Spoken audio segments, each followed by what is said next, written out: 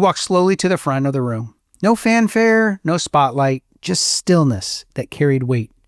Not the kind that demands attention, but the kind that already has it. No slides, no gimmicks, just presence. And when he spoke, it was as if the entire atmosphere shifted. Not louder, but deeper. Some people enter a room to raise the energy. He calibrates it. There was no rah-rah, no echo of chamber of motivation, only truth, spoken with such clarity it cracked through years of noise in the minds of those who were listening. You didn't leave his talks with a list of to-dos. You left with something rewired. Before the world knew his name, he noticed something others missed. Patterns, not in math, but in people. He'd watch how some would flinch when praised and how others would sabotage their own success right before it arrived. He didn't judge them. He studied them.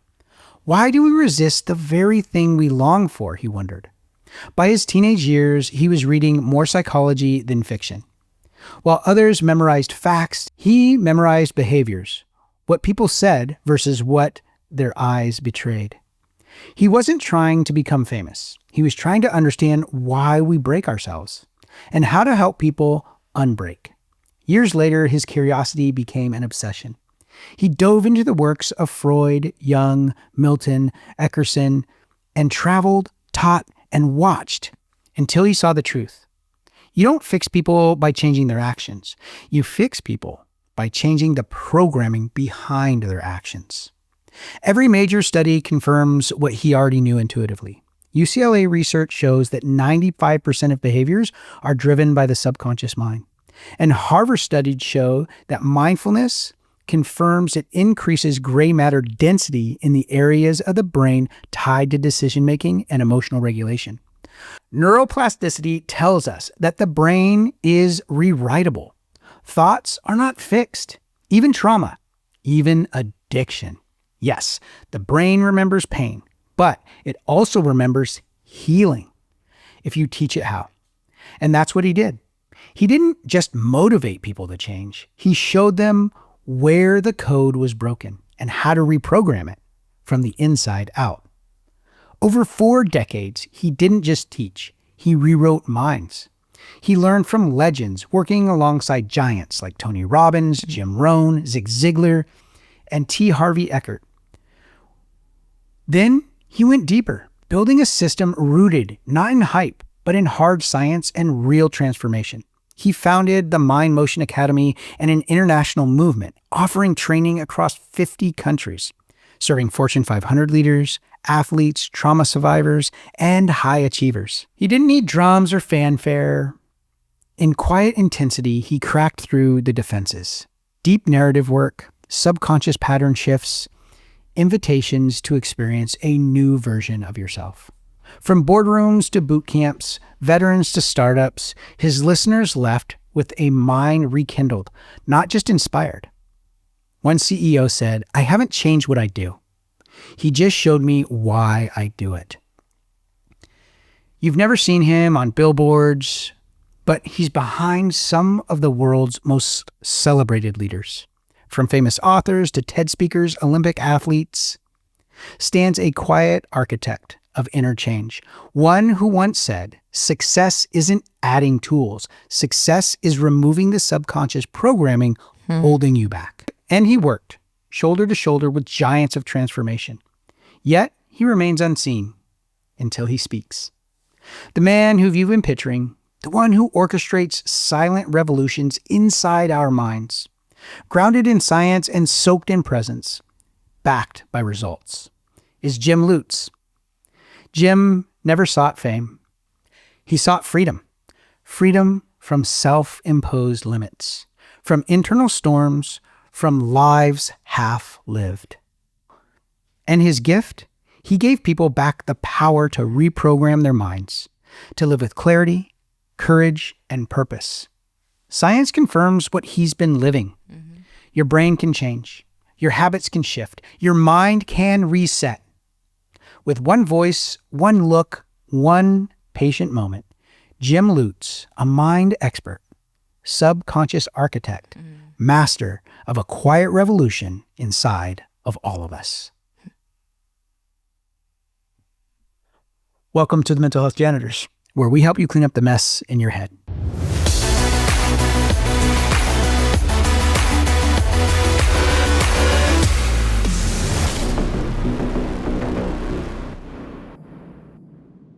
I'm your host, Sergeant Q, and with me, as always, Doc Jess. Hi, thanks for being here. Welcome. Who is Jim Lutes? Who is Jim Lutes?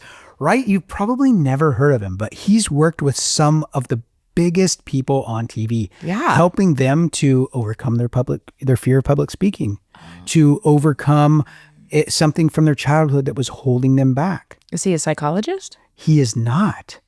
He is not a psychologist. He is a mindfulness expert. So he started out his career actually as a hypnotist. Yes. So he went to a party one time and he saw this guy who was a hypnotist doing party tricks, like sticking people to walls and doing all this weird stuff. And he's like, that's so cool. I want to know how to do that. And so he started to learn that. And he got into it and he thought, okay, this is cool, but there's got to be more than just like party tricks. Like I want to do more than that. I actually want to help people. So he started working with colleges, doing research. He did a lot with helping people overcome addiction to like smoking, eating, things like that. And so there's a ton of his work that he's done that has been researched by, well, he did it in collaboration with a college, where a college was doing a research study and he was the one administering the training. As a hypnotist. As a hypnotist. And then he thought, okay, this is kind of crazy. Yes, I'm helping somebody, but I'm helping people one at a time. I'm not making very much impact this way. I need to go, instead of one-to-one, I need to go one-to-many. I need to actually get on a stage and start teaching this at a much bigger level so I can help more people. Now, he still does the one-on-one with people, but he's able to get on stage and speak to a lot of people and help a lot of people at once. And then some will come in and get more one-on-one training with him. But he's worked with some, and I'm not going to name drop the people because he asked me not to, but he's worked with some pretty big... Of course you know him. He's worked with some pretty big people. Wow. So Jim and I are actually really good friends. So when's Jim coming on? Yes, he would actually love to come on. Okay, I'm having surgery in a while, so have him on. Oh, yeah, we could bring Jim on. So Jim is... No, have him on when I'm here. I'm interested. Yeah? Yeah. Okay, so Jim is really... He's really a quirky guy. He's a very quirky guy. But we like quirky. Yeah, he is awesome. And before I work with, you know me, before I work with somebody or study with somebody, I really research who they are. And I want to know, is what they're saying, does that align with me and my personal principles and also with my spiritual practices? Because there's a lot of new age stuff out there that can divert people's attention, the whole law of attraction. If you just have a vision board and put a Lamborghini on your vision board, then you're going to magically get it. Like God is some sort of genie in a bottle. That is so not true. And the whole law of attraction, we can totally debunk that in about 10 minutes, how that works, talking about neuroscience. So before I started working with Jim, I really researched who he was, his books. I looked him up on Wikipedia. I did a lot of research who he's worked with. I looked at these studies. I wanted to make sure it wasn't some pseudoscience stuff that I was getting involved in. And the guy is legit all about brain science. It's fantastic. I absolutely love it. I love working with him. I love having conversations with him. Every time I'm in San Diego, I go meet up with Jim. I was just down there speaking a couple weeks ago at the SHRM conference. And so all of you I met at SHRM, what's up? When I was there, I took time out to go and have a beer with him at this little bar. It was right downtown in this penthouse. And we were watching a UFC fight. So I went there to go hang out with him. Super awesome guy, loves to help people. It fits right into the mindfulness that we're talking about. And Jim, he's great. He's got this whole institute, this whole academy, but he's never going to be the guy that you see in lights. That's just not who he is. That's not who he wants to.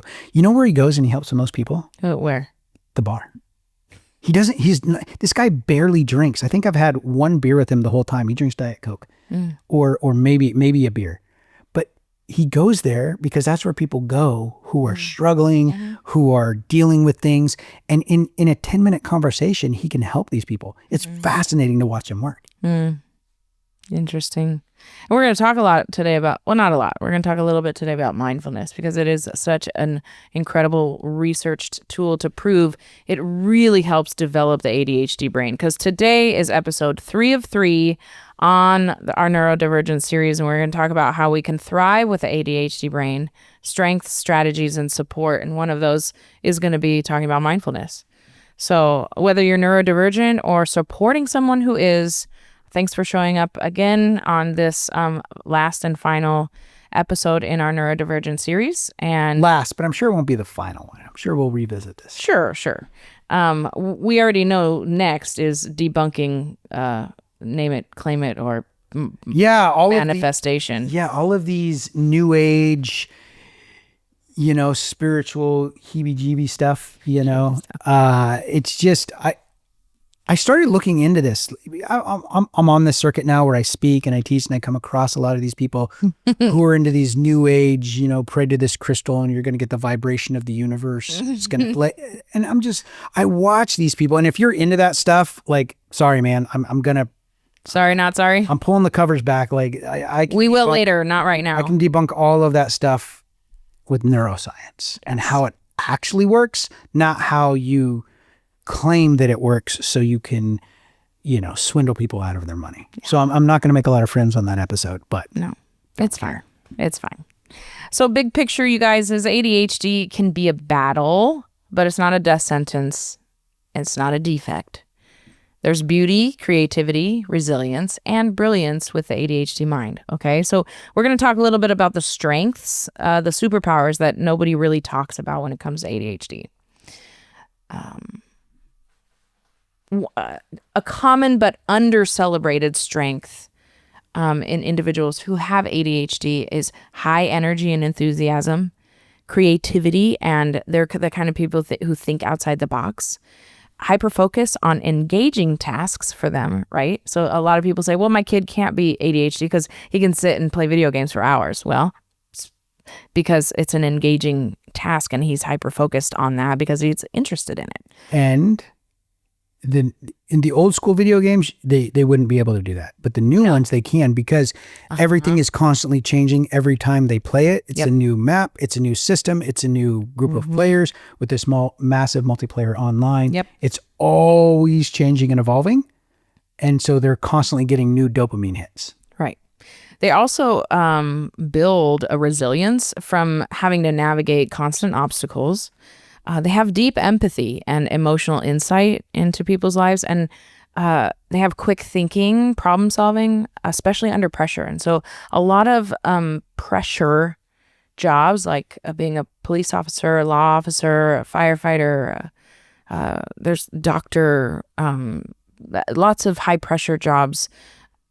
People with ADHD or neurodivergent brain really excel in because they just handle stress and pressure pretty well. So we want to reframe that in the right environment with the right supports. These traits are powerful assets, especially in business, ministry, leadership of any kind, parenting, creative work, right? Yeah. So some strategies that actually work to help bring these strengths out, okay? I'm going to start by splitting into 2 categories. We call it internal systems and external structures, okay? So an internal system is mindset and self-regulation. Mm-hmm. So we're talking micro goals over mega goals, okay? And we talked about this a little bit last week. We're not going to clean the whole kitchen, okay? We're going to clean the table first. That's right. We did talk about that last week. Yes. Take a large thing and break it into small little pieces. Right. Because then you get dopamine hits every time you accomplish one of those goals. One thing that's really stepped my game up for cleaning my house, like I have to clean my whole house on Saturdays. It's my reset. It's my time to listen to my audiobook. But if I just say I'm cleaning the house today, I'm my 10-year-old daughter who's 2.5 hours later spinning around in her swing. Okay. I thought you had a housekeeper. I have it once a month. She helps me once a month, and then I keep it up every Saturday after that. Okay. Yeah. If you want her number, she's amazing. Look at this guy trying to call me out, and I turn it to good. Anyways, Noemi is the best. She comes once a month to help me keep up, and then, but I have kids, and like 3 out of 4 of us are neurodivergent. You can imagine how our house looks after a week. Okay. We're all very busy anyways. I've learned that if I'm in a room, like my bedroom, okay, I put a laundry basket at both doors. So if there's something in my room that doesn't belong in there, they go in the laundry basket. I don't take it to the other room, because if I take it to the other room, I'm gone. I'm done. And so, oh my goodness, the first time I did this and I actually cleaned my room completely without getting distracted, I felt like a superhero. Wait. So the laundry basket isn't for laundry. It's for anything. It's for anything that doesn't belong in the room. Of course. I can't do that. The laundry basket's for laundry. I got a different box or something else. Like, I can't do it. I'm so glad that you shared that with me, because it affects my life not at all. Oh, welcome all right. to the Mental Health Janitors, where we mess each other up. Okay. Also, we want to name an emotion without personal judgment. Okay. So I had to stop saying, oh, I'm so lazy, and just say, hey, I'm feeling overwhelmed right now. Because me telling myself over and over again, I'm just lazy, doesn't help anything. It just tears me down. I say, I notice I'm having a feeling of being overwhelmed right now. Is that how, okay, I'm overwhelmed. Let me just take a pause, take a minute, stop judging myself so harshly. Because remember, it's not a character flaw. It's a wiring issue. That is not an excuse. Maybe we should have a tally of how many times we say that. Also, we want to predict rhythms and create stability. So this is where Q comes in. Morning and evening routines serve as the launch and landing pads for your day. I don't care how hard it is for you. I don't care how ADHD you are. You are only going to be successful if you have a good, consistent morning and evening routine. Take it away. Yeah. So I love what you said. It's not an excuse. It's a catalyst for change. That's what it is. That's a good word. When you hear that, like, oh, that's me, that's not your excuse to why you don't have to change. That is the catalyst moment for you saying, that's me. I need to make a change. It's not an excuse. It's a catalyst. You can't be neutral in this. If you're neutral, then you're in the excuse category. Yep. You have to take action, and that action will give you dopamine, and that dopamine will give you motivation to complete the change and the transformation that you want. But you have to take action first. So let's talk about starting well and ending well. Taking control of your sleep hygiene is so important. And yes, we call it hygiene. Why do we call it hygiene? We're going to get into that in just a minute, but let me break this down. A good morning routine and a good night routine are going to set you up. So that way it doesn't matter what happens in the middle of your day. If you can have those two bookends done well, you're going to have a great day. Let's start with our morning routine. When you wake up, the first 20 minutes of your day are the most important. It's vital that you put activities in the first 20 minutes of your day that are going to be positive for building your dopamine receptors. Because that first 20 minutes of your day, your brain is the most malleable. You can program your brain in the first 20 minutes of the day. So if the first thing you do is check email, you're entering stress into your mind. And guess what? Your mind is going to be looking for stress the rest of the day, because that's what you programmed it to do the first 20 minutes. If you get on social media and you start scrolling on social media, your social media hours are going to skyrocket that day, because you conditioned your brain to see dopamine through what? Distraction of your phone. Because every time you scroll, every time you see a like, every time you see a comment, you're getting a dopamine hit. That's why it's so addicting. So if you start off looking at social media, you're going to be looking at it all day. It's going to be a compulsion, because you're going to look for that dopamine hit. You're going to look for that thing on Facebook. So the first So the first 20 minutes of the day are the most vital, because you're programming your brain on what you want it to look for. Take it away, Jess. Yeah. So going back to the not excuse, but catalyst, right? Like being ADHD and PTSD, right? Like it's a double whammy. And so escaping to those little dopamine hits with scrolling is like, that's my heroin. And so I've had to take, instead of an excuse and saying, well, I just have to escape in order to survive, I've used it as a catalyst. And so we now do whole months in my home where we do no screens October, no screens February, no screens June, to reset where we get our dopamine hit. You know what they call that?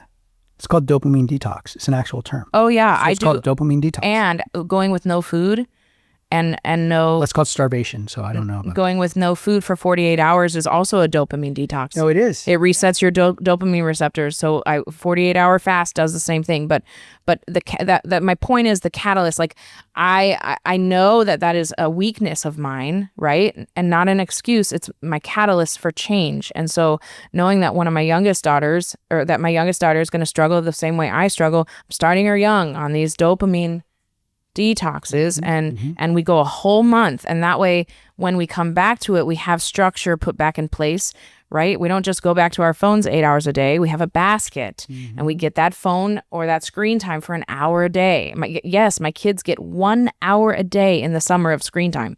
It is actually possible to train your children to do other things. And other kids come over and they say, oh, you guys aren't doing screens in June. Nope. We learn to do other things. We paint rocks, and we do different art projects, and we do scavenger hunts. And these kids say, oh, I don't really like doing those things. Well, no duh, because you've always had the option to get that quick dopamine hit. I guarantee you go 3 months without 1 month as a kid without any access to screens, you'll start liking those other things. So parents, this is my challenge to you. Stop using it as an excuse. Stop letting screens raise your children. You are ruining them. So here's the other thing that I want to get after. Yeah. Just what Jess said right there. Side quest, another side quest. Here we go. From the 2 ADHD mental health janitors. Yes. Side quest. Some of you are like, screens, that's not a big deal for me. I don't have a problem with that. I don't have to deal with it. What about overeating? Oh, let's go. So here's the thing. Here's I'm going to give you the brain science. You can eat whatever you want. You can eat chocolate cake. You could eat tubs of peanut butter. I don't even care. Gallons of ice cream. Whatever you want to eat, you can eat it. You can eat a bag of Skittles. It doesn't matter. Here's the thing. It's about portion control. Because here's what's happening in your brain. After the first 2 bites of anything, I don't care what it is. I don't care if it's a steak, if it's barbecue, if it's ice cream, if it's pure sugar out of a bag, out of a pixie stick, it doesn't matter. After the first 2 bites, your brain stops registering that and it stops giving you dopamine. Now you're just doing it because you're chasing the dopamine and you're never going to get it. That's why you can tear through an entire tub of ice cream. Or a whole bag of chips. That's me. Yeah, I know that. I will tear through it. Here's the thing. That ice cream, you can have it. Have 2 bites. That Twinkie, have 2 bites. That cake, have 2 bites and put it away. You're not getting any more dopamine. You're not getting any reward after that because your taste buds have already experienced it. The dopamine was released. You're not getting any more of that. You're just chasing the high like a heroin addict chasing the next ride. Yep. It's not going to come. You're not going to get it. So if you know that now, you can have that 2 bites of that cake and walk away. You don't have to plow through the whole thing at midnight. Because you're not gonna get any more dopamine. It's just not gonna happen. So that's our side quest. Back to what we were talking about. Yeah. Okay. Take it away. With our morning routine, it's that dopamine, building positive dopamine routines. So for me, the first thing I do when I get up, I listen to motivational speeches for the first 10 minutes. As I'm doing my hygiene routine, same routine I do every day, I listen to motivational speeches, or I've gotten into listening to these little mini devotionals now too. So I listen to a mini devotional. Then for the next 10 minutes, as I sit down with my cup of coffee, I'm going through my Bible study, and I'm doing my Bible study as I'm drinking my morning cup. That's my first 20 minutes of the day. So I'm focusing myself on accomplishing tasks throughout the morning. So that way I'm more task oriented. I accomplish more during the day. And people ask me, like, you run 4 companies, you've got 150 employees, you travel all over the world, you speak, you teach, you write curriculum, you go on reality TV shows. How do you do all of that? This is a big part because I accomplish so much because I set my brain up for success in the first 20 minutes of the day. And I don't waste time the rest of the day because my brain has been programmed to seek dopamine through disciplined action and not distraction. That's why. Now, on the other side of that, that's the beginning of our day. The end of our day, which is our nighttime routine. It's super important. So you have your nighttime routine and then you have your sleep cycle, circadian rhythm. So let's talk about nighttime routine. A lot of times people will get on a screen or scroll on their phone and then fall asleep. I know right now I'm talking to you. You have been scrolling on your phone, and the next thing you know, whack, you're getting smacked in the face because you fell asleep and that phone bumped you in the noodle. Okay, I get it. I know it's happened to me. I know it's happened to you. So you're probably laughing right now. Listen, when you do that, you're stopping your brain from winding down from the day. So it's like revving your engine, tacking it out at 90 and then turning off the engine. That motor's not going to, it's going to take a long time for that motor to cool down. Mm-hmm. In my new BMW, it has a fan that keeps running, that cools that engine down after I turn off the motor. It's the same thing with your brain. If you're stimulating your brain all the way up to the point where you're going to get into bed by watching TV, by scrolling, by listening to podcasts, your brain is fully activated. And then you just want it to shut down. It's going to take a long time for that brain to cool down and for you to fall asleep. But if you can have a good nighttime routine, 30 minutes before you go to bed, you do something that is low cognitive activity. I sit and chat with my wife. I do stretching. I typically listen to some light classical music or some light worship music that doesn't take a lot of cognitive activity. And I'm winding my brain down. Just like that fan cooled my engine, my brain is calming down. Now, when I go to lay down and go to sleep, it's a lot easier to fall asleep. That's called sleep hygiene. Now, when we go to sleep, keep your phone out of the reach of your hands. Like, oh, it's my alarm clock. Great. Set your alarm clock on the dresser on the other side of the room. So you have to physically get out of bed. You can't hit snooze. You can't pick it up and start scrolling in the middle of the night or when you wake up. Research shows that you are less productive if you do hit snooze. It shows that you're even more tired throughout the day if you hit snooze. The problem is that you're programming your brain on what you want it to do. So if you hit snooze, you're programming your brain to, oh, we just want to take naps all day. That's you're programming it. That's what's happening. That's what's happening. Yeah. So if you get up, you get out of bed. But let's talk about when you sleep. If you're scrolling on your phone, you pick it up in the middle of the night, you scroll on it, you're reactivating your brain. Now, during the day, your brain is firing off all these synapses with thoughts, feelings, emotions, all these things that you're doing. What is created is an electrical impulse. It creates a waste product when you have a thought, feeling, or emotion, when you're thinking, driving, anything. All these little synapses are going off. It creates waste product. Now, at the end of the day, when you get home and you feel tired and your spouse asks you, hey, what do you want for dinner? And you're like, I don't even care. I can't even make a decision. It's because you have reduced cognitive functioning, because you have all that waste material blocking up all that space in your brain. Mm-hmm. So when you go to sleep, when you fall asleep, what happens in your brain, you have a janitor called the glia cell. The glia cell holds all of that toxin. And then when you go to sleep, that glia cell will shrink. What that does, it allows your cerebral spinal fluid to flow more freely through your brain and washes it. It comes in waves. It comes in waves. And so when you're dreaming, it's all that stuff getting flushed out. All of that waste product getting flushed out of your brain when you're in REM. Now, when you wake up, you feel refreshed. But just like if the janitor's cleaning the building and you're working at night, it's not going to be cleaned as well because everybody's working in there. So the next morning, it's going to look like the janitor never even showed up. Yeah. No, I want everybody out of my house Saturdays when I clean my house. Right? Because you can't clean while people are in there messing it up. Operating and functioning in it. Yeah. So it's the same thing with your brain.